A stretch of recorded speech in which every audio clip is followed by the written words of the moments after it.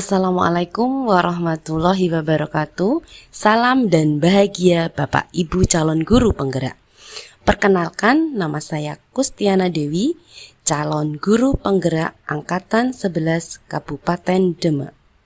Pada kesempatan kali ini, saya akan memaparkan aksi nyata saya modul 1.4 tentang budaya positif. Perkenalkan, Bapak fasilitator saya, Bapak Mikan, dan Ibu pengajar praktek, Ibu Herlina. Penyebaran pemahaman kepada rekan guru di TK Intan Permai pada tanggal 16 Agustus tahun 2024.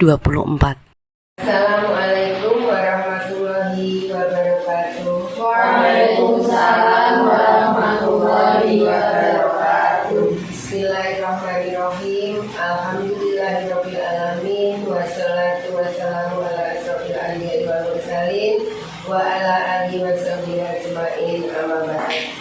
Yang terhormat Kepala TK Intan Permai Bunda Ayu, yang terhormat segenap Dewan Guru di TK Intan Permai, marilah kita memanjatkan puja dan puji syukur kehadirat Allah SWT.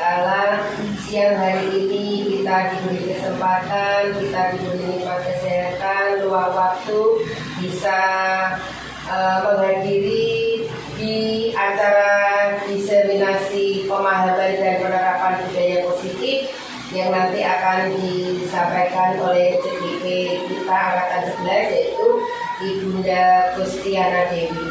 Selawat serta salam mari kita sanjung-sanjungkan kepada junjungan Nabi Agung Nabi Muhammad Sallallahu Alaihi Wasallam yang selalu kita nantikan syafaatnya di yaumul qiyamah. Amin Allahumma amin. Baiklah, tidak memanjangkan waktu.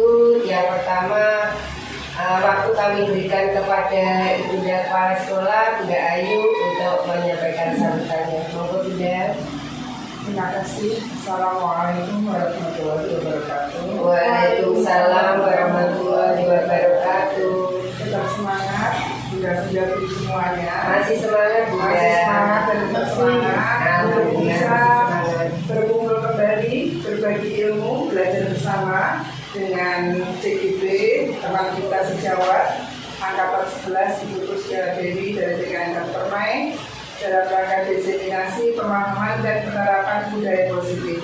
Mari kita nanti bersama-sama memahami, fokus ataupun bisa berbagi ilmu bersama dengan Bunda Ana ini dalam penerapan hari ini nanti ilmunya bisa kita serap, bisa kita manfaatkan dan berguna bagi sesama tentunya ya. Semoga acara hari ini berjalan lancar, bermanfaat. Mungkin yang mungkin dari saya. Wassalamualaikum warahmatullahi wabarakatuh. Waalaikumsalam warahmatullahi wabarakatuh. Terima kasih Bunda Ayu. Untuk acara selanjutnya yaitu narasumber kita yang CGP Angkatan 11. Teman-teman pengen nggak nih? Iya. Nanti menyusul Bunda Kustiana Dewi ya, biar nanti supaya kita perlu tambah maju ya. Oke. Kita akan menggunakan apa toh itu diseminasi pemahaman dan penerapan budaya positif. Kita masih belum begitu paham ya. Artinya aja kita masih itu ya. Nanti kita akan mendengarkan pemaparan dari Ibunda Kustiana Dewi agar kita tambah ilmunya ya teman-teman. Monggo kepada Bunda Kustiana Dewi, CGP Angkatan 11, kami persilahkan. Terima kasih Bunda dan teman-teman semua atas waktunya. Kita langsung saja di sini. Izinkan saya untuk berbagi praktek daring atau sharing bersama, diskusi bersama, yaitu tentang diseminasi pemahaman dan penerapan budaya positif. Apa itu budaya positif? Teman-teman sudah pernah lihat budaya positif? Benar sih iya, tapi paham betul mungkin masih harus dijelaskan. Jadi menurut Gajah Dewantara itu pendidikan sebagai tempat persemaian benih-benih kebudayaan dalam masyarakat. Artinya kalau pendidikan itu benih-benih, berarti kita guru ini sebagai apa? Jagung. Kalau Sebagai petani dong. Sebagai petani yang merawat benih-benih, ya, benih-benih tersebut. Kemudian di sini poin-poin penting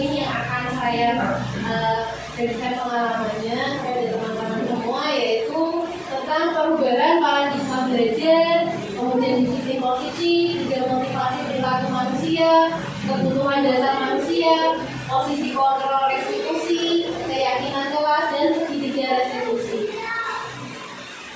Kemudian yang pertama adalah perubahan paradigma teori. Di sini ilusi guru mengontrol murid adalah murid ini berpindah atas kemauannya sendiri. Kemudian ilusi bahwa semua penguatan positif efektif dan bermanfaat. Kemudian ilusi bahwa kritik yang membuat orang merasa bersalah dapat menguatkan karakter. Dan kemudian yang terakhir adalah ilusi bahwa orang dewasa memiliki hak untuk memaksa. Bagaimana nanti realitanya? Nah, siapa sesungguhnya yang memiliki kontrol di sini? Miskonsepsinya yang pertama adalah perilaku buruk dilihat sebagai suatu kesalahan. Padahal aslinya semua perilaku itu memiliki tujuan. Ketika murid kita misalkan mewarnai kok warna mukanya hitam semua, nah itu semua. Padahal aslinya ada tujuannya ya budaya. Tidak apa? Ternyata gosong karena panasan terus. Nah iya, ada tujuannya. Tapi kalau kita belum dapat ilmunya kan pasti orang itu akan menyalahkan kok mewarnai coret-coret kan dulu.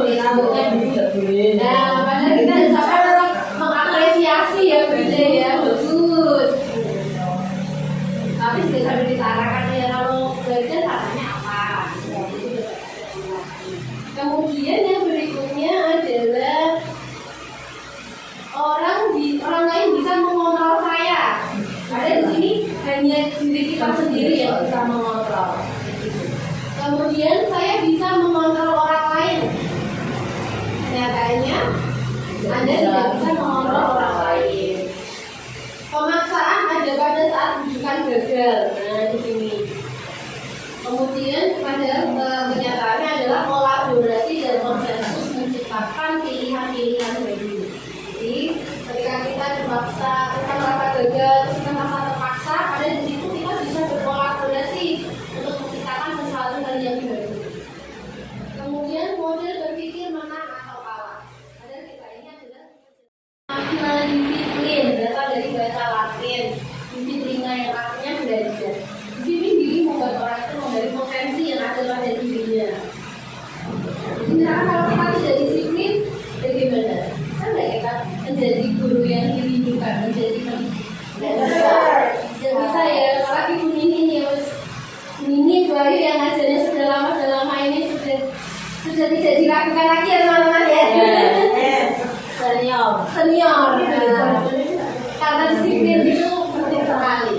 Jadi biarpun ini, jadi disiplin itu kaitannya dengan ketidaknyamanan. Kalau kita tidak disiplin, kadang kita tuh merasa nggak nyaman sendiri, tidak nyaman sendiri itu kayak gitu. Itu yang pernah saya rasakan dulu. Jadi ya betul. Nggak enak sendiri ya Bu. Maaf ya. Ya kayak tadi pagi sebenarnya ya Bunda ya. Saya kan dari dulu aku masuknya jam 7, setengah 7 udah di dalam lagi. Soalnya kan katanya dan di dalam laptop itu ngalangi jalan itu kan aku saya di dalam aku main orang turun soalnya sih itu soal semua Jadi langsung potong yang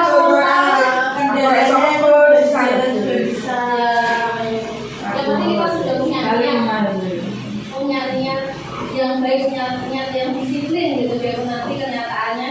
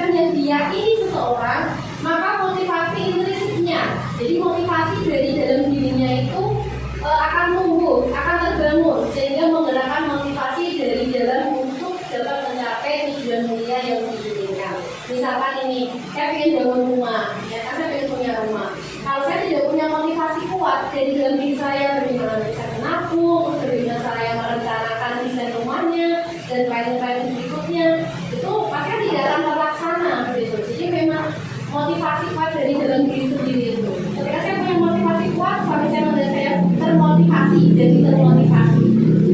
Saya melihat Bayu ini berangkatnya gasi-gasi, saya pun jadi termotivasi begitu. Saya melihat Dewi pintar ngaji apa Al-Quran demikian, saya pun jadi termotivasi. Katanya suami dan Dewanjus gitu.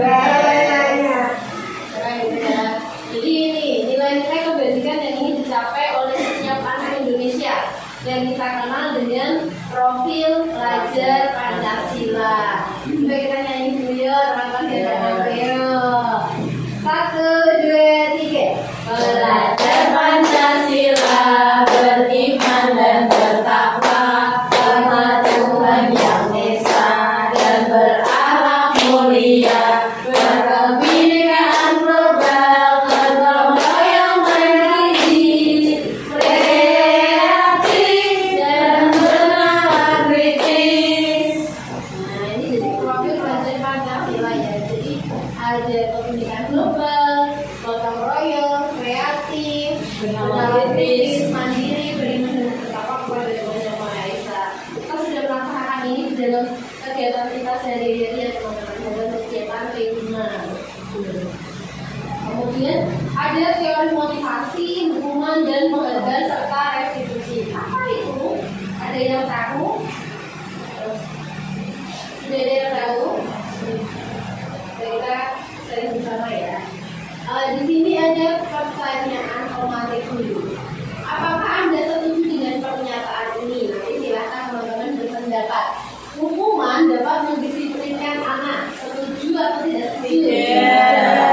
Alasannya apa? Tidak setuju. Alasannya kalau dihukum itu anak akan berbuat sesuatu, istilahnya belakang kita ngumpet gitu. Istilahnya melanggar anak itu tidak jujur ya. Jadi dia itu akan Berubah itu karena takut, bukan karena dia. Pemberian hukuman positif seperti membaca atau memberikan halaman. Berarti anak itu melakukan sesuatu dengan terpaksa. Oh, aku melakukan ini karena aku dihukum ya. Melakukan misalnya aku, dia terpaksa melakukan itu.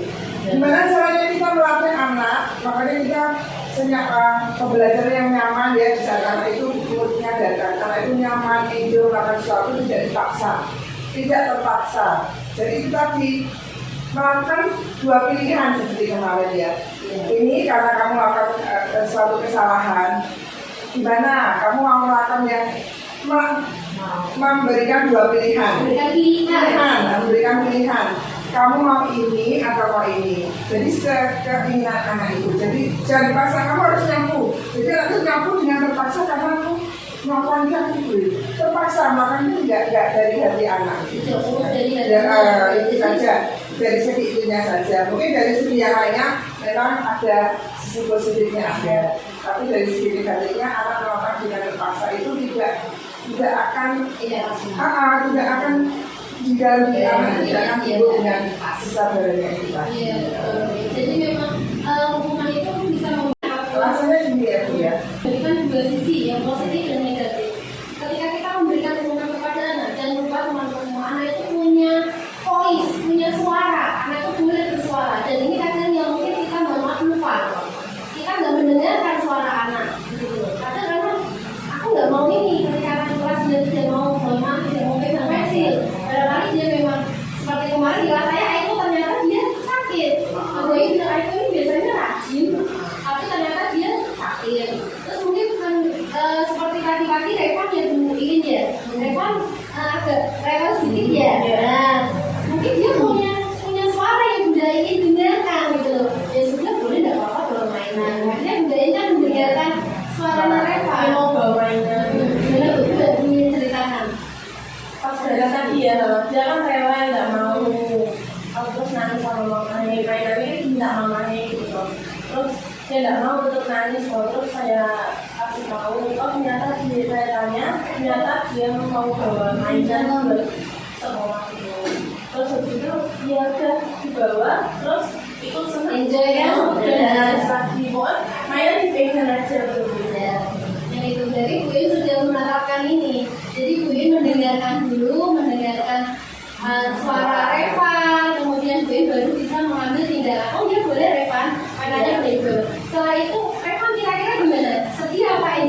enjoy.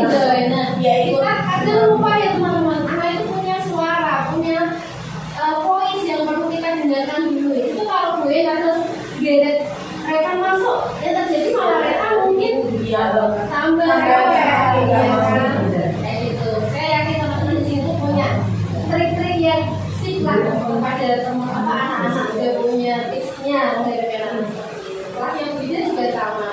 Ya, kalau langsung dipaksa saya ya tiap pagi kalau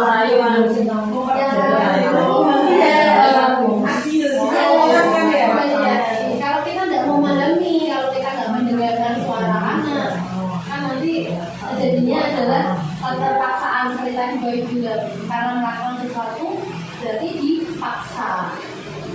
Kemudian memberi penghargaan dapat meningkatkan motivasi belajar anak. Setuju atau tidak setuju? Setuju. Tapi pernah teman-teman satu ketika, ini saya cerita. Dulu saya menganggap itu kalau memberikan reward ke anak itu sesuatu yang positif. Kemudian seri itu ikut lomba mana samanya ambil jasa. Kalah. Kemudian dia menangis, dia merasa menjadi orang yang gagal. Nah, karena selama ini sudah terbiasa dan kalau aku ini beda, kalau aku ini pasti dapat reward, kalau aku sedang yang terbaik pasti aku dapat hadiah. Nah, kemudian mamanya Seri, alhamdulillah mamanya juga sudah teredukasi dengan baik. Mamanya udah pengertian tidak apa-apa, Seri kalah tidak apa-apa. Tapi Seri juga kok, Seri anak-anak yang baik juga apa dan Seri belum jadi juara. Dan mamanya juga menyiapkan hadiah di rumah buat Seri. Biar Seri itu berjuangnya nggak iri sama temennya. Jadi penghargaan ini memang bisa menjadi sesuatu yang positif, bisa menjadi sesuatu yang negatif. Seperti kita misalkan kita kasih bonus nih sama yayasan. Kalau dapatnya rajin terus kasih bonus 100.000. Pasti, tapi bukan dari dalam diri. Ya kan? Coba aku rajinnya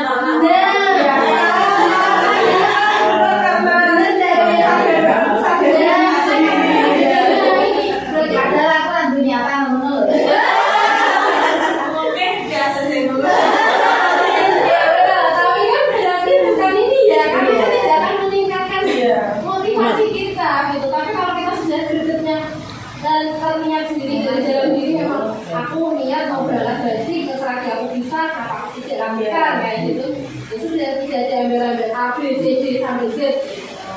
Merdeka diri sendiri. Ya, merdeka diri sendiri kan ya. Nah, di sini motivasi itu ada dua. Ada motivasi eksternal, kemudian ada motivasi internal.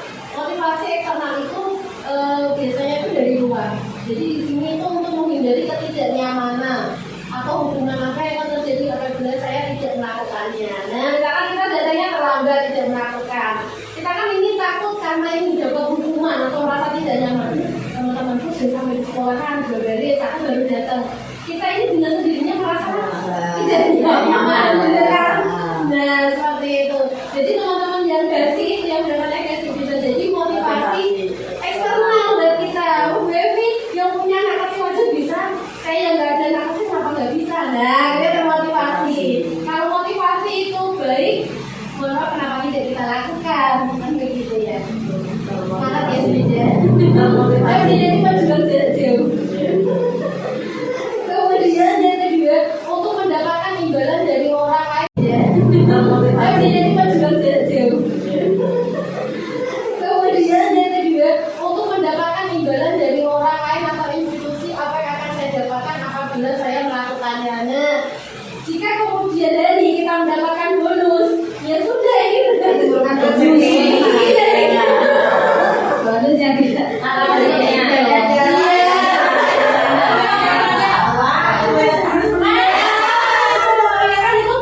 karena faktor luar kan,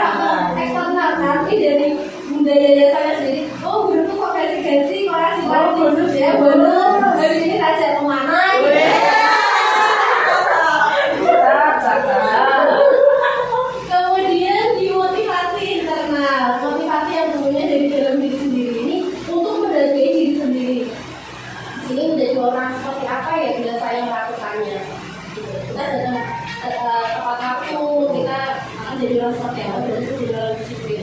Kalau saya datangnya terlambat, terus jam 8, jam 9, saya tuh jadi orang seperti apa, kayak gitu. Kembali lagi, apakah dia merasa nyaman? Kalau orang itu merasa nyaman terus semua dengan yang salah dalam dirinya, bukan teman-temannya yang salah, tetapi dirinya yang bermasalah. Begitu, benar kan? Oke, jadi kemudian ada hukuman. Tindakan terhadap suatu pelanggaran pada umumnya itu pasti berbentuk hukuman. Dan hukuman merupakan identitas gagal. Maka kita bisa menyimpulkan bahwa hukuman bersifat tidak terencana. Nah, hukuman itu tidak terencana. Misalkan kita ada anak-anak itu yang mungkin melakukan sesuatu hal yang kurang tepat begitu. Kemudian kita mau memberikan bukan hukuman sih, sebenarnya kayak restitusi, kayak penawaran ke mereka. Kamu mau mati? Nah, kayak seperti itu. Jadi kan kita tidak terencana. Ada oleh terjadi ya. Jadi orang tidak terencana ya Pak. Jadi dari yang begini tipis dari ini, lo kan sudah merencanakan. Nah, kemudian hukuman itu biasanya bersifat satu arah. Ada orang yang memberikan hukuman, ada orang yang diberi hukuman. Jadi tanpa melalui suatu kesepakatan atau pengarahan dari guru baik sebelum atau sesudahnya. Kalau ini tidak bisa kita lakukan teman-teman. Jadi ini langsung kita mengapa ya menjustifikasi anak itu bersalah.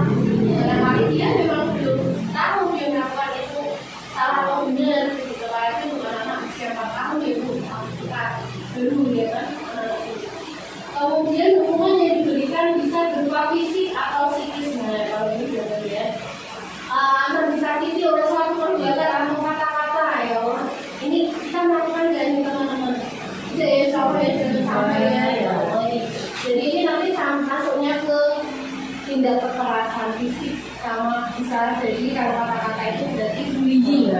Verbal, kekerasan verbal ya. Jadi kita kan mengatakan anak itu bodoh, mengatakan anak itu sebenarnya itu pintar semua, ya pintar semua. Sama satu kita ya mungkin kayak nggak bisa A, kemudian bisa B, kemudian bisa C. Kalau bisa anak itu istilahnya di apa ya?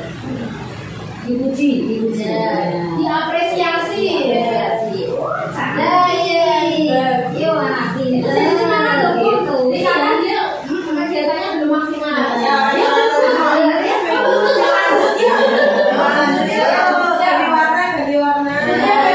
Bagus sekali. Kadang ini yang warna jelek itu tangannya sendiri. Katanya itu ya Dan kita kasih. Bagus. Oke, siap bida itu nanti masuk di kesepakatan. Wow, sudah masuk ini bida.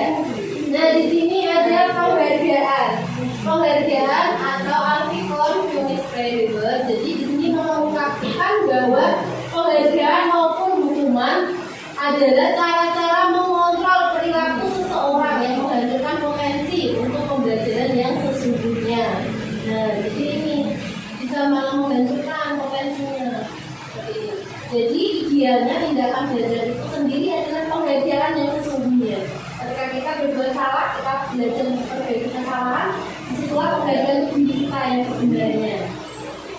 Jadi kita tidak harus menyalahkan orang lain terus, istilahnya kayak kita apa ya, playing victim banyak sekarang. Jadi seolah-olah kita ini menjadi korban atas suatu keadaan. Ada dia yang melakukan. Jadi tidak mau belajar dirinya sendiri. Ada itu adalah pembelajaran setinggi-tingginya ya. Nah, di sini ada perbedaan hukuman dan konsekuensi. Contohnya ini. Hukuman sesuatu yang menyakitkan harus terjadi. Ya, kalau hukuman itu pasti menyakitkan. Sedangkan konsekuensi itu sesuatunya itu memang harus terjadi. Misalkan kita melakukan hal yang A, ternyata memang konsekuensinya nanti misalkan mau berangkat buru-buru contohnya. Jalan itu di jalan itu ya macet dan lain sebagainya itu ya konsekuensi. Oh no, nah, itu sudah konsekuensi artinya. Kemudian membuat anak sakit ya, secara fisik ataupun hati untuk jangka waktu yang lama. Kalau hukuman ini Sedangkan konsekuensi ini membuat anak merasa tidak nyaman. Anak pun juga tidak nyaman. Tapi jangka waktunya ini pendek. Kalau ini jangka waktunya itu panjang. Kemudian anak menjadi benci disiplin. Terus kemudian konsekuensi, kalau konsekuensi itu anak akan menghargai arti kata disiplin. Makna disiplin itu seperti apa? Kemudian kalau hukuman ini sifatnya itu paksaan. Kalau di sini sifatnya adalah stimulasi atau respon atau tanggapan. Kemudian hukuman adalah mendorong anak menyakiti diri sendiri. Sedangkan konsekuensi adalah mendorong anak agar mudah menyesuaikan diri. Kemudian hukuman konsep diri yang buruk. Sedangkan konsekuensi adalah konsep diri yang baik. Kemudian di sini anak belajar untuk menyembunyikan kesalahan dan seperti Bunda anak akan menjadi tidak jujur. Seperti itu. Kemudian kalau di sini nanti konsekuensi itu anak akan belajar mematuhi peraturan. Kemudian hukuman ini anak akan merasa marah, merasa bersalah, dipermalukan, merasa tidak dihargai. Sedangkan kalau konsekuensi ini anak akan merasa tidak sama, tidak nyaman, tapi sifatnya sementara. Jadi kalau konsekuensi ini sementara, tapi kalau hukuman, misalkan kita dulu sekolah waktu SD pernah dihukum sama berita atau ditutup pakai penggaris dengan juga seperti itu pun masih membekas sampai sekarang masih ingat. Nah di bawah masih ingat kan ya? Tapi kalau orang dulu kan tidak ada tuntutan. Iya. Tadi kan gimana sih ada buku? Iya, ada apa itu kayak Saya kira bikin masih ingat kan ya hukumannya ya masih membekas ya. Nah berarti benar itu nice, berarti nice. buat ini kalau sekarang kita ini anak berbeda pernah.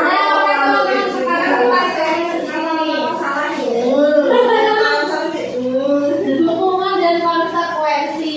Nah di sini ada tindakan dulu. Nanti teman-teman menentukan. Kira-kira ini perbuatannya termasuk hukuman atau konsekuensi ya? Coba yang pertama ya. Mencatat 100 kali di dalam buku kalimatnya saya tidak akan terlambat lagi sampai 100 karena anaknya ini terlambat ke sekolah. Kira-kira hukuman atau konsekuensi? Hukuman. Nanti kita lihat jawabannya ya.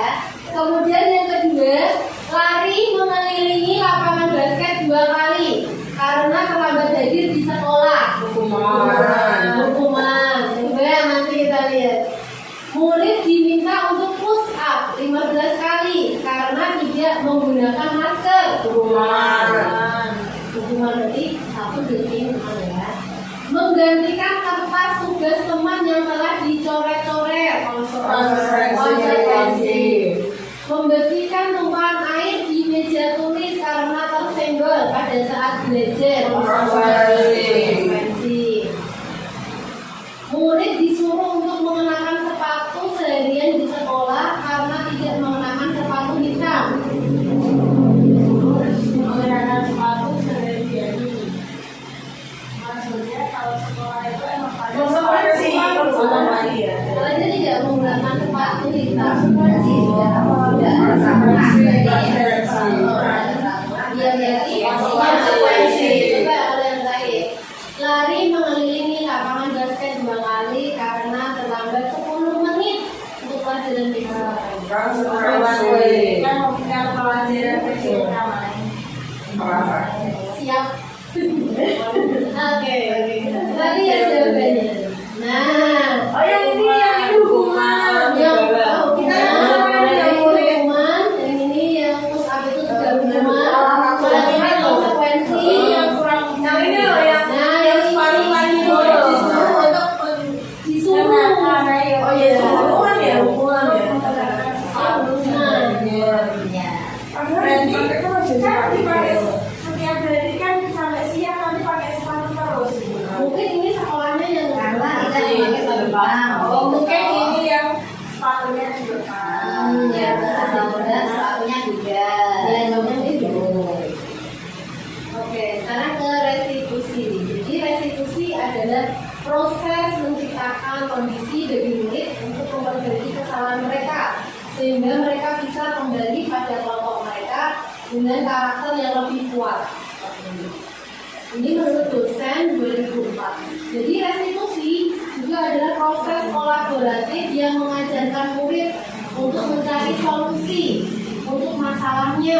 membantu murid berpikir tentang orang seperti apa yang mereka inginkan dan bagaimana mereka harus memperlakukan orang lain. Menurut Nelson, dosen 199. Nah, ada 9 ciri-ciri restitusi teman-teman. Jadi yang pertama, restitusi ini bukan untuk menebus kesalahan, tetapi anak untuk belajar dari kesalahan tersebut. Begitu. Kemudian yang kedua adalah untuk memperbaiki hubungan. Yang ketiga, tawaran, menawarkan, bukan paksaan. Kemudian yang keempat, restitusi menuntut untuk melihat ke dalam diri. Kemudian restitusi mencari kebutuhan dasar yang mendasari tindakan. Kemudian restitusi diri adalah cara yang paling baik. Kemudian restitusi fokus pada karakter.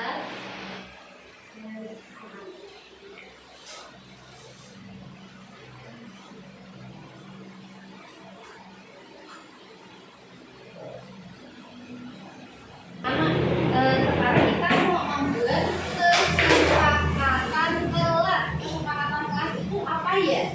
Jadi harus apa? Sesuatu yang disepakati, yang disetujui. Anak-anak mau? Kira-kira kesepakatan kelas kita apa saja ya yang perlu dituliskan di sini ya? Apa coba? Sepatu ditaruh? Iya. Sepatu taruh di lemari. Tidak. Terus? Berarti apa? Sepatunya ditaruh di rak sepatu, tasnya ditaruh di tempat tas. Berarti menaruh barang pada tempatnya. Kita sudah cari gambarnya dulu ya. Menaruh barang pada tempatnya. Ini gambarnya. Gambar tempel ya. Setuju? Setuju Farel? Setuju ya. Menaruh barang pada tempatnya. Dan ini kita dapat di sini. Oke. Nah, terus apa lagi kesepakatan kita ya? Coba. Kalau datang salim berarti apa itu sama orang tua? Maupun menghormati. Coba kita cari gambarnya. Menghormati apa ya menghormati? Nah, ini bersikap sopan dan hormat kepada semua orang.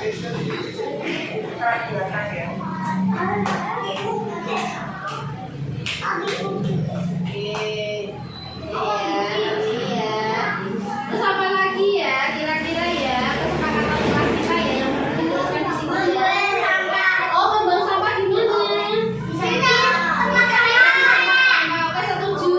Bisa tolong dulu. Ya, tolong duduk.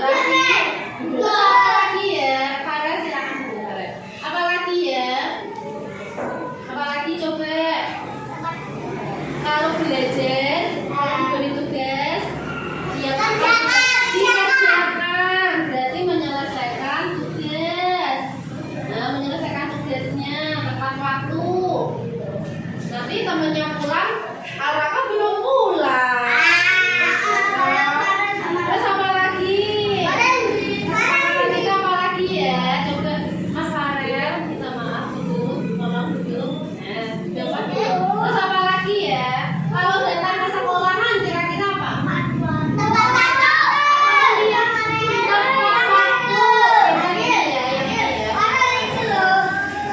Setuju tepat waktu. Siapa yang datangnya terlambat hari ini?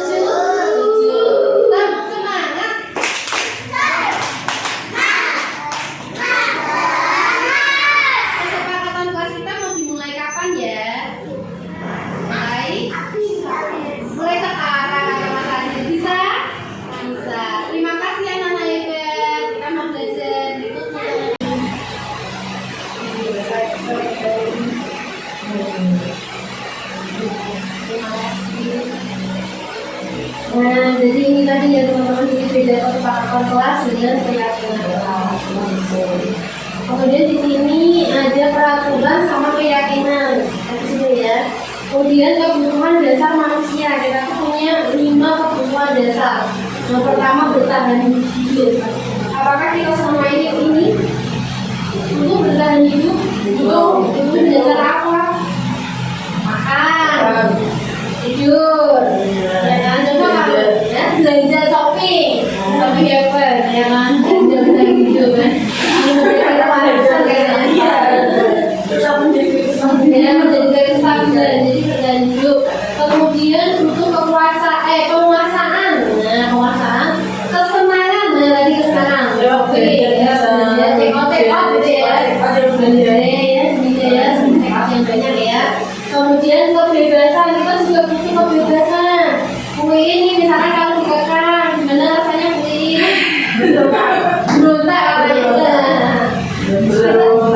Jangan lupa juga butuh kasih sayang dan rasa nah, ya. Jadi setiap kita tuh butuh rasa kasih sayang dan ini diterima dimanapun kita berada. Kemudian yang selanjutnya, 5 kebutuhan dasar manusia merupakan semua tindakan manusia memiliki tujuan tertentu. Semua yang kita lakukan, kita inginkan ketika kita sedang memenuhi satu atau lebih dari satu kebutuhan dasar kita, seorang murid melakukan suatu perbuatan yang bertentangan dengan nilai-nilai kebajikan atau melanggar peraturan. Hal tersebut sebenarnya dikarenakan mereka belum memenuhi kebutuhan dasar mereka. Contohnya, ketika kita di kelas, ada kita pada saat pembelajaran makan. Sebenarnya dia salah tidak? Tidak, bisa jadi tadi pagi dia belum sarapan, jadi dia melakukan kebutuhan dasar yang apa teman-teman? Kalau dia makan, kan kita kan punya 5 kebutuhan dasar. Ini, karena di kelas ada pas saat pembelajaran itu kan makan bekal, padahal belum waktunya makan. Bisa jadi karena dia nggak sarapan kan di dalam paginya itu, dia nggak sarapan. Jadi anak itu melakukan kebutuhan dasar yang apa? Bertahan hidup. Nah, ya kan ternyata itu pasti ada alasannya, ada tujuannya. Belum gulita. Semua cili harus menambah. Nah, bisa jadi di kelas kita di PK gitu ya sama anak-anak. Ada anak yang di kelas nggak bisa angkat gitu, cari perhatian aja. Berarti dia ingin memenuhi kebutuhan hidup kasih sayang, dia ingin diperhatikan, ingin diterima begitu.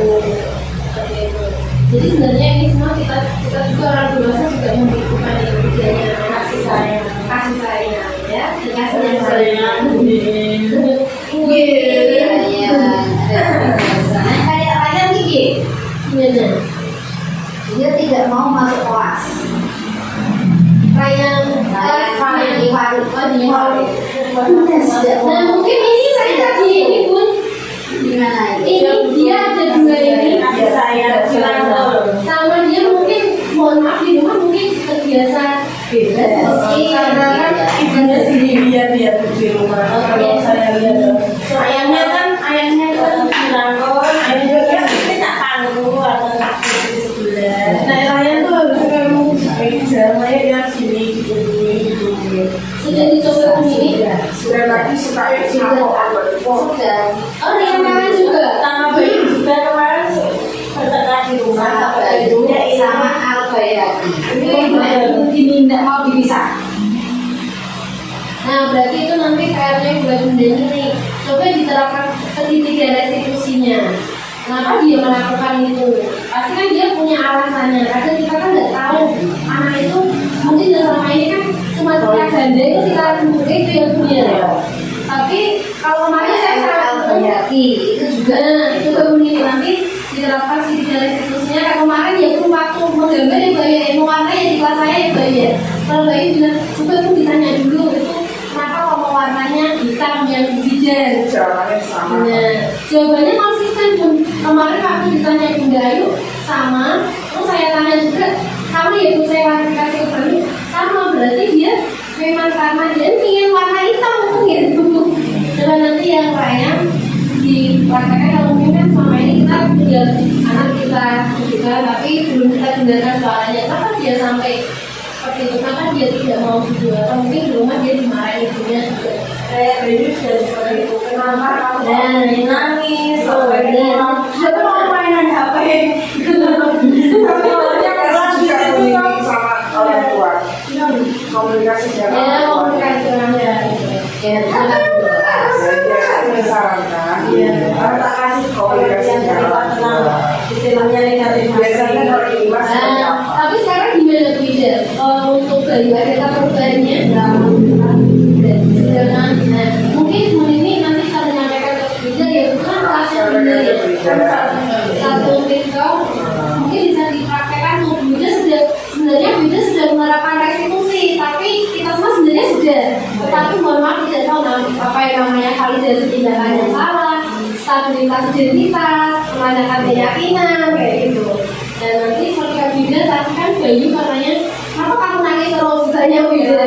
Jawabnya, Aku mau main HP di rumah. aku kan ada di rumah. Terus Setelah dia nggak beda. kalau Bu Ida dia kan menceritain dampak negatifnya. Siapa yang mau udah indah, bisa gitu. Dia enggak ya Matanya sakit. Sekarang udah naik kan ya. Jadi nanti mungkin ini ada juga ya Bu Ida. Mungkin nanti kita cari diskusi lagi tentang ini ya Bu Ida, anak-anak yang perlu kita apa ya Bu? Perlu kita ini tanpa mungkin ada kebutuhan ini yang harus kita bantu stimulasinya gitu. Mungkin kalau memang pagi-pagi saya juga sempat lihat siapa Ryan itu kalau ngomong nggak bener loh Bu ya. ngaji pas itu sama Deyati. Sama Kenzi ketemu Kenzi. Wah. Dari sama Kenzi Kenzi di jalan aja ya. Kenzi kan yang menggerakkan itu Mungkin baik istilahnya belum ada kedekatan istilahnya menarik untuk dia itu untuk jujur gitu loh Bu. Mungkin dari hindarnya untuk bisa menarik biar dia bisa jujur Triknya. Bagaimana gitu. Untuk seperti contohnya menurut saya menakut-nakuti anak itu contohnya kenapa menurut saya itu bisa betul diterapkan ke anak boleh. Sebenarnya boleh kalau intinya bisa merubah sikap anak.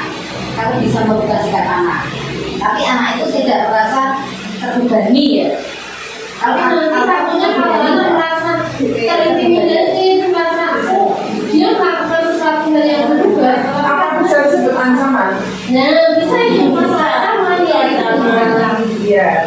Iya Kak. Mungkin nanti kedepannya setelah kita sering diskusi ini kita bisa menggunakan kata-kata lebih positif, kata-kata seperti itu ya. Kalau mungkin kalau kita ada dari GP kita yang nanti akan punya pondok kayak gitu, kita bisa berbanyak. Kamu dulu ya, kamu mereka jadi anak baik. Oke, kita Nah, benar ya. Tapi kalau cerita itu juga positif loh, kan udah ceritanya itu banyak gitu. Kayak cinta berkhayalnya berlebihan apa itu? Kata kayak divaksinasi. Saya sampai kaget ya Bu ditanya sama Bu Ayu. Imajinasinya itu ya. Makanya saya bilang baik. Ngaji kan cerita tentang vaksin suntik gitu. Enggak, lu aku cerita sama Bilang khayalnya aku lu kayak Mungkin dia main berat itu sama Nah, makanya saya bilang baik-baik. Ini mungkin biasanya anak itu suka berkhayal, suka berimajinasi. Jadi dia mengungkapkan ini sama baik, tidak apa-apa, baik apa? Apa dia begitu banyak saya bohong, malah baik gitu. mungkin itu kan Imajinasi anak sering Nah, itu berkhayal. imajinasi yang tidak divalidasi. Jadi itu orang tua bilangnya itu anak bohong. Nah, anak kan dia melakukan kegiatan itu terus. itu mungkin dewasa kalau sudah bisa dia bisa berpikir lebih Nah, istilah kritis ya gitu ya. kalau tidak dibenarkan ya kan ketika anak berimajinasi kita kan validasi. Apakah benar seperti itu? Nah, kita kan validasi. Tapi kalau orang bilang, oh enggak, ini berarti sudah mengejat anak itu salah pemikiran kamu. Itu akan menganggap anak itu kan berpikirnya, aku bisa bohong terus kok. Imajinasi. Bisa jadi, Nah, walaupun jalannya gak apa dulu kan sakit lama itu loh. iya. Jadi ceritanya sekarang dia mikir terus ke belakang. Nah, iya, dan itu dia juga ke belakang dia cerita. dan dia benar kritis ya seringnya juga ya. Aku bisa kayak aku di sekolah aku divaksin disuntik. Lah yang tanya aku benar ada vaksin bayu tidak ada. Apa beliin cerita? Tapi kan divalidasi tuh bisa bayu tidak ada. Tapi bayu tidak enggak bohong itu enggak ada diri Tidak ada apa-apa ya. Dia kan dibayar beli vaksinasi ya. Juga kalau ya baik lanjutnya ya. Kita kan sharing ya Bu. Oke. Kemudian di sini ada ibu guru bilang aku tidak boleh bersenandung waktu mengerjakan tugas. Makanya kelas harus senang, tidak ada suara. Padahal kan aku suka dan senang menyanyi. Nah di sini kebetulannya ibu guru tidak menyapa aku hari ini. Padahal aku pakai jepit baru. Nah ada tuh anakku kayak diperhatikan. Nah ya. Terus ada juga kebetulannya aku bosan. Masa belajarnya cuma gitu. Kan mas pernah itu masa itu Boleh sombong gitu. siapa itu ya. Nah jadi ini contohnya. Kemudian ada 5 posisi kontrol kita. Yang pertama sebagai penghukum, membuat orang merasa bersalah, sebagai teman, sebagai pemantau, sebagai manajer. Di sini ada guru berdua, guru berkata hasilnya. Contohnya saja yang satu garis yang tentang penghukum, menggadik, menunjuk-nunjuk. Nah di sini guru berkata, kalau kamu tidak melakukannya awas ya. Nah itu tadi ancaman ya gitu. Kalau kamu tidak melakukannya awas ya. Di sini kita bertindak sebagai penghukum. Kalau kita bertindak sebagai teman, ayolah kamu gak kasihan sama ayah, gak kasihan sama mama. Belajar lah. Ayo belajar lah. Itu kita sebagai teman. Terus kalau kita sebagai pemantau, apa kamu tahu nggak aturan kelas kita, kesepakatan kelas kita apa? Nah itu kita sebagai pemantau. Kalau posisi kita sebagai manajer di sini, apa yang kita yakini, kamu ingin menjadi anak seperti apa? Apa yang kamu bisa lakukan untuk memperbaiki masalah ini? Nah, jadi itu anaknya diajak berpikir. Kemudian ada juga di sini ketika murid berkata biarkan saja, nanti juga marah-marah lagi. Artinya mamanya misalkan mengingatkan, terus biarin aja kayak gitu. Nanti paling juga marah-marah lagi. Kemudian kalau kita posisinya sebagai teman, saya pikir waktu itu teman kita ternyata begitu. Kemudian kalau posisi kita sebagai manajer, bagaimana caranya ya supaya saya bisa memperbaiki keadaan. Jadi di sini posisi 5 posisi kontrol kita sebagai guru adalah penghukum, membuat orang merasa bersalah, teman, pemantau, manajer. Contohnya seperti ini. Kalau membuat orang merasa bersalah, kamu kan sudah tahu toh kalau ibu itu lelah, ibu itu capek kayak gitu. Oke, selanjutnya terdiri dari restitusi. Nah ini tentang tadi ya, validasi kebutuhan, menstabilkan identitas, menanyakan keyakinan. Terus kemudian untuk videonya tadi sudah kita lihat bersama. Kemudian tentu kamu punya alasan mengapa kamu melakukan itu. Kita juga validasi kebutuhan. Jadi yang pertama kita lakukan dalam 3 restitusi, yaitu yang setiap orang pasti pernah melakukan kesalahan. Kamu bukan satu-satunya yang pernah salah. Kemudian validasi kebutuhan. Kamu tentu punya alasan kenapa melakukan itu. Cara efektifnya bagaimana? Apa yang kamu butuhkan? Ini kita tanya. Kemudian menanyakan keyakinan. Nilai-nilai apa yang telah kita sepakati? Kamu ingin menjadi orang seperti apa? Nah, itu. Jadi ini nanti bisa kita lihat di video yang sudah saya rekam. Karena yang telah lihat yaitu Pak Ansar. Jadi saya sudah mengatakan sudah restitusi. Kemudian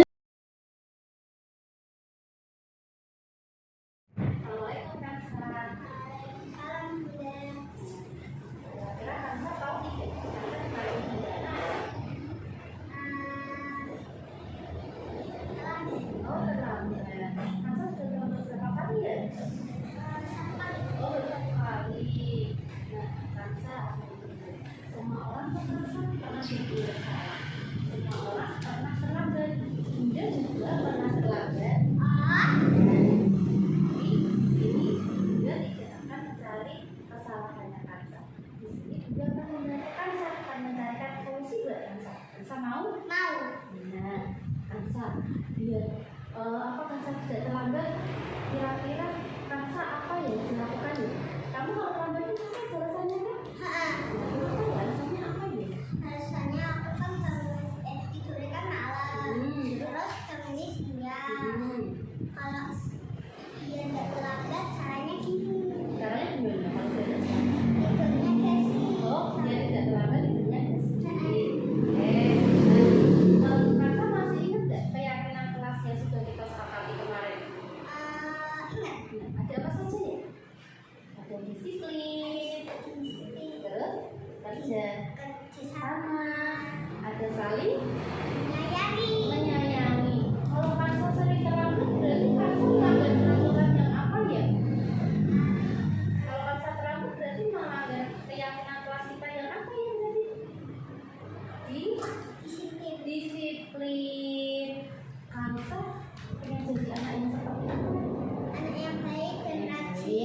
rajin, terus soleh, soleh kan hebat. Kalau kerjanya rajin, soleh hebat.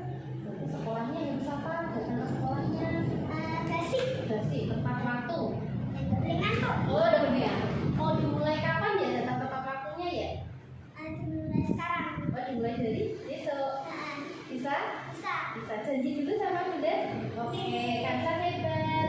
Bunda mengerti cerita Kansa hari ini. I love you.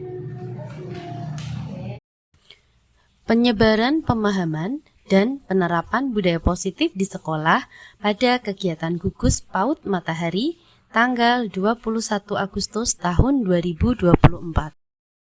Warahmatullahi wabarakatuh.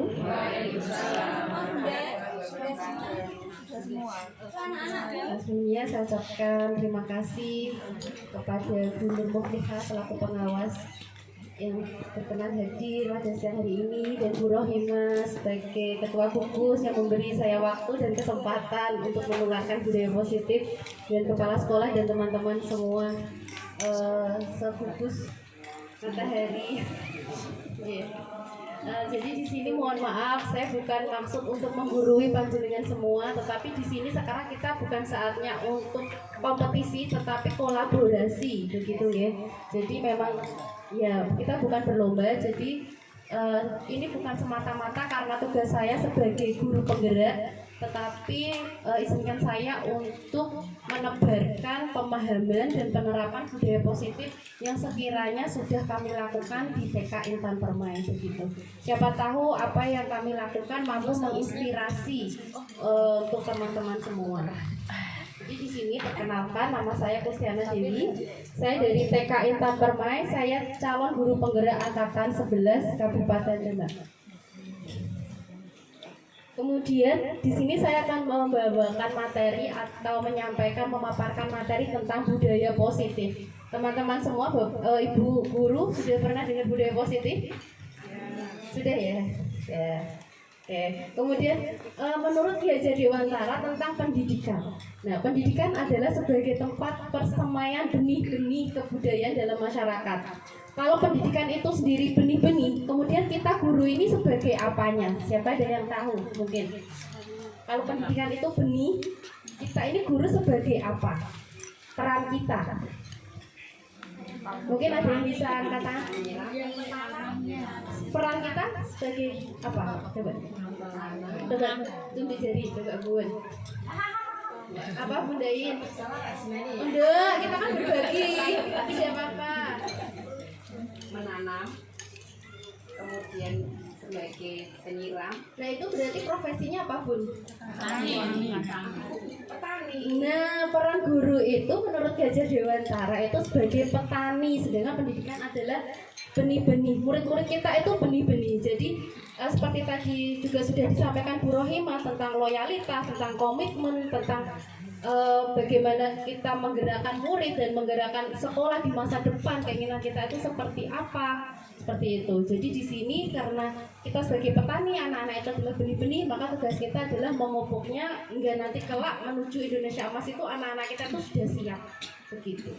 Kemudian selanjutnya poin-poin penting yang akan saya diskusikan di sini adalah perubahan paradigma belajar, kemudian ada disiplin positif, kemudian 3 motivasi perilaku manusia, ada kebutuhan dasar manusia, ada posisi kontrol restitusi, ada keyakinan kelas dan segitiga restitusi. Kemudian yang pertama adalah paradigma baru, seperti kepala tangan. Ketika kita menulis, kita ibaratkan kita menulis di selembar kertas tentang hal yang sangat kita sukai, kemudian kertas itu kita kepal. Ada teman kita yang mau membuka, kira-kira bagaimana? Akankah pada di sini temannya sudah membujuk, mengancam, menghardik, merayu, apakah kepalan tangan ini akan kita buka atau tidak? Tidak. Kenapa alasannya? Nah ini saya tertarik. Kenapa alasannya tidak dibuka? Karena apa? Coba. Itu sudah dipaksa, misalkan sudah dipaksa ya, sudah dipaksa. Ini kita kan nulis tuh kesukaan kita di selembar kertas, kertasnya disobek, kita kepalkan. Teman kita berusaha untuk membuka. Kita buka kepalanya, tak kasih kamu aja gitu, atau kita tetap memegang teguh ini yang aku suka ini tetap dalam kepalan tanganku. Gimana? Yang mana? Ada 2 versi kan? Yang mana? yang nggak ingin yang harus masuk ke Gimana Bu Siti? Anaknya itu kekal ingin punya dia sendiri. Oh, itu karena tangannya anaknya itu ini karena punya aku sendiri, jadi dia tetap mempertahankan. Bisa jadi. Berarti Terus ada lagi? egois. Ada lagi?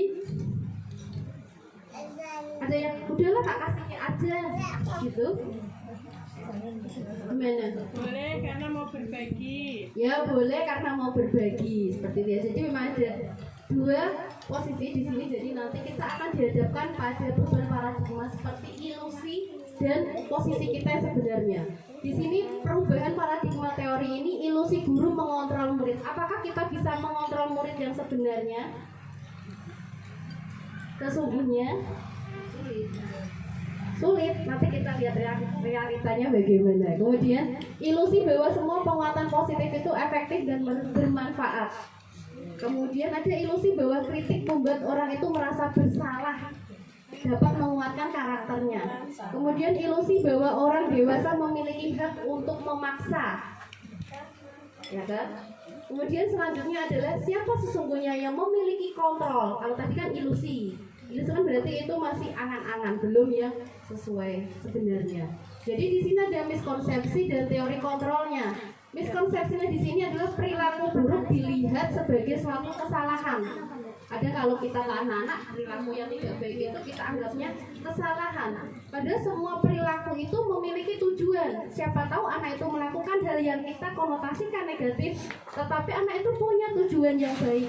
Yang menurut dia itu karena dia nggak ngerti, belum ngerti kalau dia melakukan itu sesuatu yang mohon maaf tidak baik begitu.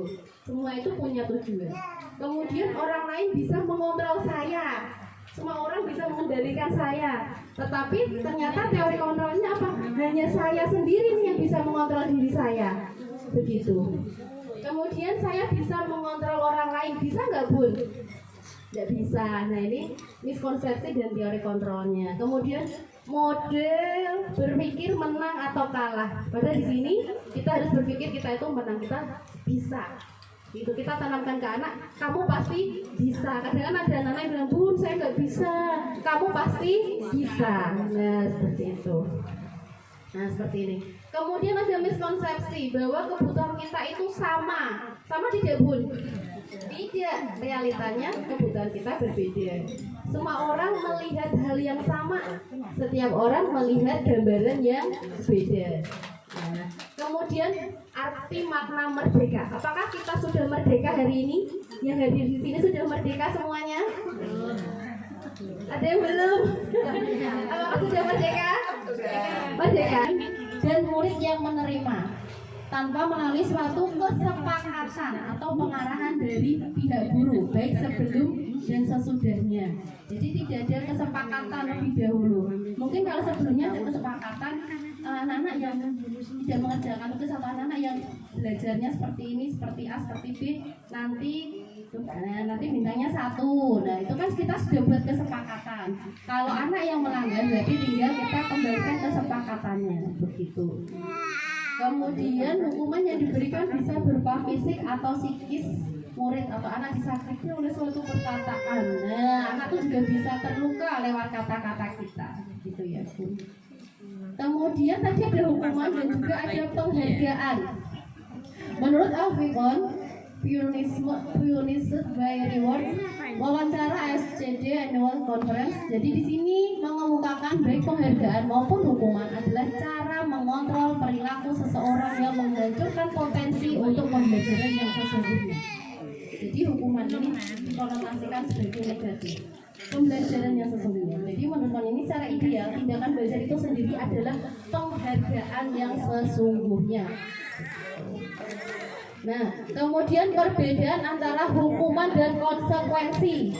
Ada beda. Kalau hukuman itu bagaimana? Kalau konsekuensi itu kan berarti sudah melalui kesepakatan. Misalkan kita sepakat guru berangkatnya 30 menit sebelum anak datang. Tetapi kita datang jam 7 lebih. Kemudian kita ditegur sama yayasan. Itu termasuk hukuman apa konsekuensi? konsekuensi. Nah, jadi seperti itu. Jadi hukuman itu sesuatu yang menyakitkan harus terjadi. Konsekuensi sesuatunya itu memang harus terjadi. Begitu. Kemudian hukuman membuat anak sakit, bisa fisik ataupun sakit hati, begitu. Dan biasanya itu berlangsung lama.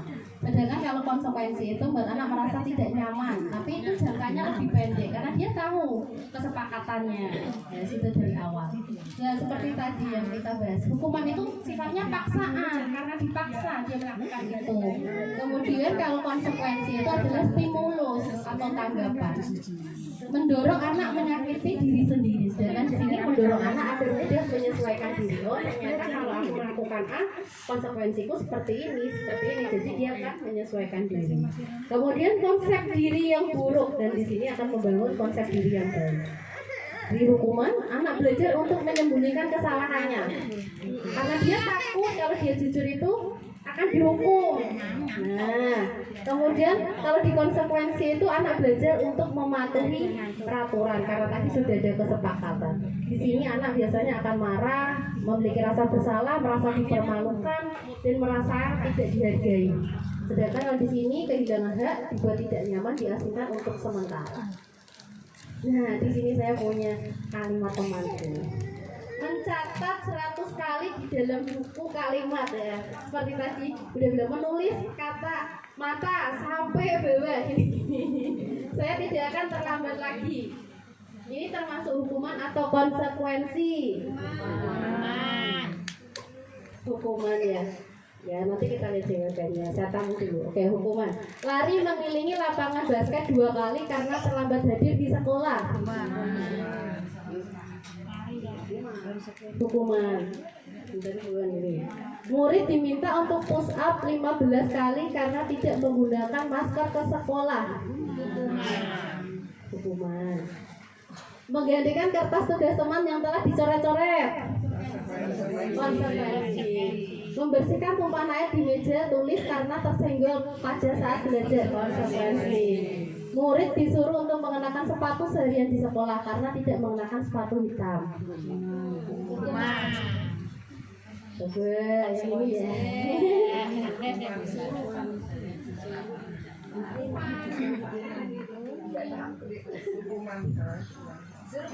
Survei membuktikan.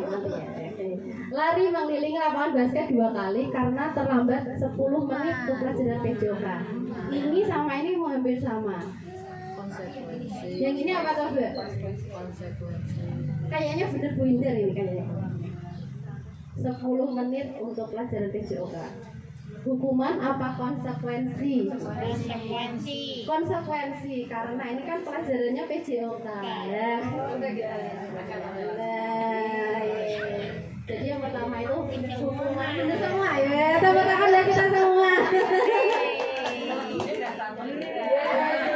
Adanya Bu. Jadi yang mencatat 100 kali itu termasuk hukuman karena kan di sini sampai 100 kali itu kan sudah fisiknya capek ya. Kemudian lari mengelilingi lapangan basket 2 kali karena terlambat hadir di sekolah, termasuk ini hukuman. Push up juga hukuman. Mengganti kertas tadi konsekuensi, ini juga konsekuensi. Kalau murid ini hukuman. Kalau yang ini kenapa yang ini hukuman, kenapa yang ini konsekuensi? Karena di sini kan pas pelajarannya PJOK memang pelajarannya olahraga. Jadi ketika anak diminta tuh mengelilingi lapangan basket, jadi sudah sesuai. Begitu. Nah, kemudian ada restitusi. Restitusi adalah proses menciptakan kondisi bagi murid untuk memperbaiki kesalahan mereka sehingga mereka bisa kembali pada kelompok mereka dengan karakter yang lebih kuat, karakter yang lebih baik. Mengajarkan murid untuk mencari solusi dari setiap permasalahannya. Jadi anak-anak diminta untuk menyelesaikan masalahnya atau problem solvingnya itu sendiri.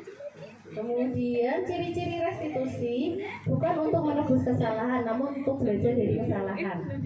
Kemudian memperbaiki hubungan, tawaran bukan paksaan.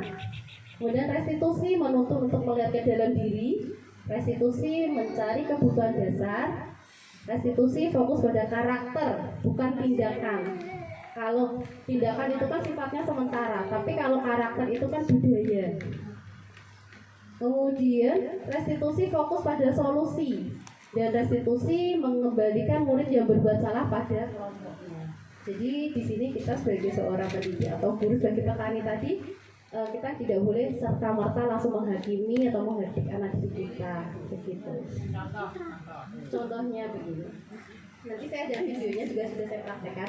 Jadi ketika ada murid kita yang salah, misalkan murid kita terlambat, kita kalau menggunakan restitusi ini, kita tidak boleh menghakimi dia. Kenapa kamu terlambat? Tapi kita memposisikan diri dulu, posisi diri. Bunda juga pernah kok terlambat, Bunda juga pernah kok berbuat salah, gitu. Kalau kamu berbuat seperti ini, berarti solusinya apa ya? Biar kamu tidak terlambat lagi. Itu berarti kita sudah memvalidasi perasaannya. Kalau pertama kita mengenakan identitas dulu, kita menguatkan identitas dulu. Kemudian yang kedua kita memvalidasi tindakan yang salah. Kira-kira apa ya solusinya ya? Kemudian yang ketiga kita bisa menanyakan keyakinan. Kalau kita kan cuma buat kesepakatan kelas tuh, salah satunya kan ini, anak-anak tuh akan kita ingatkan seperti itu. Kalau kamu terlambat, berarti kamu melanggar aturan kelas kita yang mana? Nanti dia akan tahu. Berarti besoknya kamu harus bagaimana? Jadi tidak langsung kita serta-merta kamu terlambat ya, kenapa kamu terlambat gini step-stepnya. Dan kemarin waktu elaborasi memang sudah dibahas dengan instruktur, itu memang tahap-tahapannya memang harus betul-betul itu pertanyaan saya yang dibahas apakah dalam restitusi segitiga restitusi harus urut atau boleh pencar-pencar, tetapi harus urut.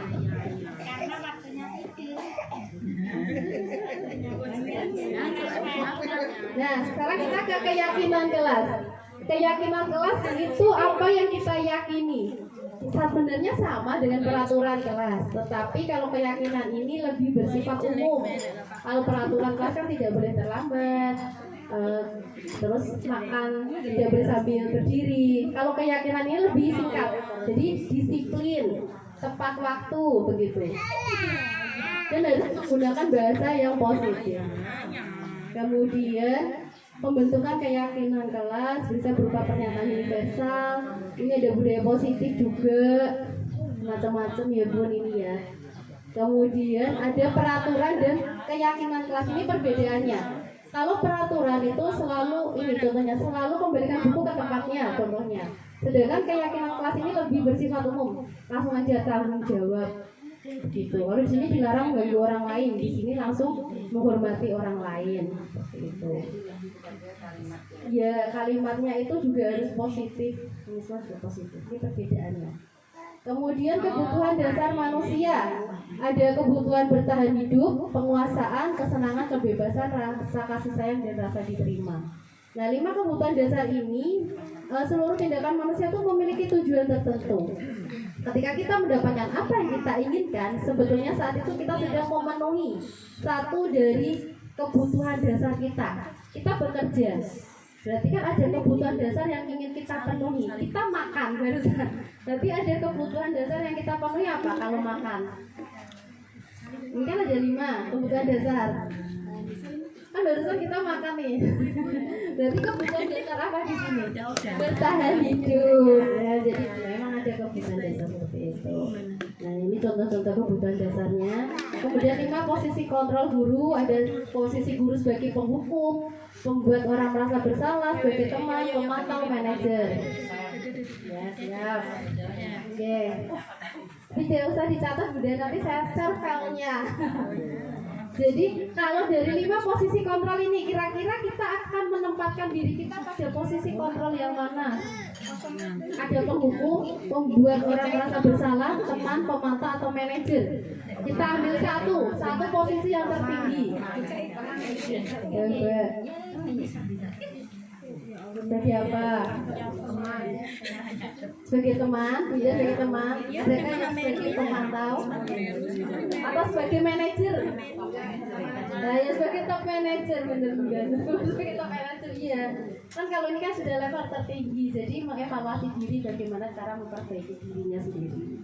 Nah, ini segitiga restitusi yang tadi sudah saya contohkan. Ada memvalidasi, menstabilkan identitas, seperti setiap orang itu pernah kok punya kesalahan. Kamu bukan satu-satunya orang yang pernah terlambat. Bunda juga pernah terlambat. Ya biar tidak dulu, kalau kita hadir dulu, kamu kenapa terlambat begini lah, itu kadang malah kadang menimbulkan ketidakjujuran anak karena dia takut dimarahi atau takut mendapat hukuman. Ya benar ya, nyambung ya, macam-macam ya. Kemudian validasi kebutuhannya. Kamu tentu punya alasan kan mengapa kamu terlambat. Terus di sini ada cara yang efektif loh untuk kamu selesaikan masalah itu. Kemudian menanyakan keyakinan, nilai-nilai apa yang telah kita sepakati, kamu ingin menjadi seperti apa. Nah, ini video saya menstabilkan identitas. Jadi kesimpulannya, hukuman bukan cara yang efektif untuk mendisiplinkan siswa. Penghargaan bisa juga menjadi hukuman tindakan. Belajar itu sendiri adalah penghargaan yang sesungguhnya. Berarti kalau kita di sini belajar sama Bu Ima, sama Bu Nur, sama teman-teman semua, berarti kita sudah melakukan ini, ibu-ibu, penghargaan untuk diri kita sendiri, begitu. Tepuk tangan buat diri kita sendiri. Dan ini kan bukan paksaan kan ya hadir di sini, bukan karena undangannya Bu Ima kan ya. Tapi keinginan kita di sini saya dokumentasi seperti tadi Bunda Nur ngendikonya dan penerapan disiplin dalam sudah diterapkan dikaitan kemudian berbaris, berdoa, kemudian juga memberi apresiasi, mengembalikan mainannya, berkolaborasi, kemudian kesepakatan bermain, kemudian juga memotivasi anak dengan saintifik, dengan saintifik, kemudian baris cuci tangan, kemudian makan sambil duduk dan membawa bekal sehat. Sepertinya ini perlu kita kuatkan lagi ke anak-anak baru gitu ya, untuk teman-teman TK yang pernah ya. Ini kan baru, jadi kan memang kayak gitu ya. Kemudian ini juga ada sholat, ini baru simulasi sih, baru latihan sholat, ini belum pakai mukena, baru latihan gerakan. Kemudian memungut sampah, ini kelasnya Bunda Ida ya, kelasnya Bunda Ida, memungut sampah organik dan non organik begitu. Ini adalah keyakinan kelasnya sudah saya buat. Nah, sebelum saya tutup saya juga mau berpantun seperti Bu Ima. Nanti jangan lupa bilang cakep ya. Oke. Bunga mawar, bunga selasi. Warnanya cerah, tiada duanya. Cakep. Cukup sekian dan terima kasih. Cakep. Semoga bermanfaat untuk semuanya. Amin. Refleksi dan umpan balik dari teman sejawat. Yang pertama, hal baru apa yang saya dapatkan selama mengikuti kegiatan ini? Yang kedua, perasaan apa yang muncul selama mengikuti kegiatan ini? Dan yang terakhir, ketiga, hal apa yang perlu ditingkatkan? Assalamualaikum warahmatullahi wabarakatuh. Perkenalkan, saya Rea Kristiana sebagai teman sejawat Kustiana Dewi, calon guru penggerak angkatan ke-11 dari Kabupaten Lebak. Saya setelah mengikuti dari beberapa pelatihan yang disampaikan kepada anak, tentunya sangat banyak sekali hal-hal baru yang saya dapatkan dan juga pengetahuan baru yang saya dapatkan. Terutama saya lebih mengetahui bagaimana mengkondisikan kelas, bagaimana memberikan arahan untuk jika anak-anak itu melakukan kesalahan. Saya lebih mengetahui bagaimana itu membedakan antara hukuman, konsekuensi, dan juga restitusi. Saat mengikuti kegiatan tersebut, saya merasa sangat senang, tidak ada merasa malas atau sampai bagaimanapun. Saya merasa tergugah hatinya supaya saya bisa lebih baik lagi dalam membimbing anak-anak, dalam memberikan arahan yang terbaik untuk anak-anak. Tentunya tindakan saya untuk selanjutnya, saya ingin membuat kelas saya senyaman mungkin, anak-anak merasa belajar itu dengan senang dan tidak ada beban apapun. Begitu. Mungkin itu yang bisa saya sampaikan. Wassalamualaikum warahmatullahi wabarakatuh. Demikian aksi nyata saya modul 1.4 tentang penerapan dan pemahaman budaya positif di sekolah. Semoga bermanfaat. Terima kasih. Wassalamualaikum warahmatullahi wabarakatuh. Salam guru penggerak.